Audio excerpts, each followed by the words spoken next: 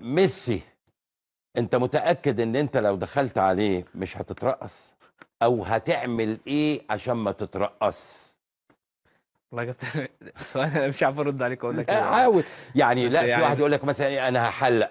واحد يقول لك مثلا هاجي على الجنب كده. واحد تاني يقول لك لو عدى هكعبله. يا واحد كابتن كده يعني. ما هو انت في الملعب غير. اه يعني طبعا انت غير. امم. لما تاخد القرار امم. وانت قاعد بره او قبل الماتش اه. بمثلا ب 10 ايام او ب 12 يوم، غير لما تبقى في الملعب والماتش شغال والحماس شغال. ايوه بس انت في اكيد بتفكر في ميسي برضو. ما هو اكيد طبعا يا كابتن، ما هو ده ميسي، هو اه، برضه هيطلع لك في مش. الحلم اه يعني. طبعا ميسي طبعا. بس اه. ان شاء الله ان شاء الله يعني ان حيانا العمر باذن ان الله شاء يا رب. الله.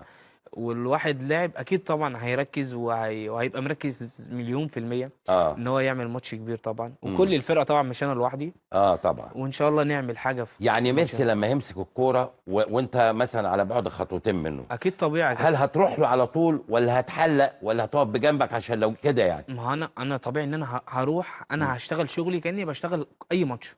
اي بس ماتش. ده يعني ده ان انت ميسي. تروح له على طول. ليه احترامه، لا مش هتروح له على طول. اه، ده ما انت يطرحلوش يعني انت على طول مثلا ده ابدا. تروح له تقف له كده يارده قدامه كده وايه، اه، وتقول له على وتشوف مهلك علينا يا ميسي وحاجات كده. مثلا باصي لورا، ما تبقى انت يعني ايه، بس مش هاجي لك مندفع.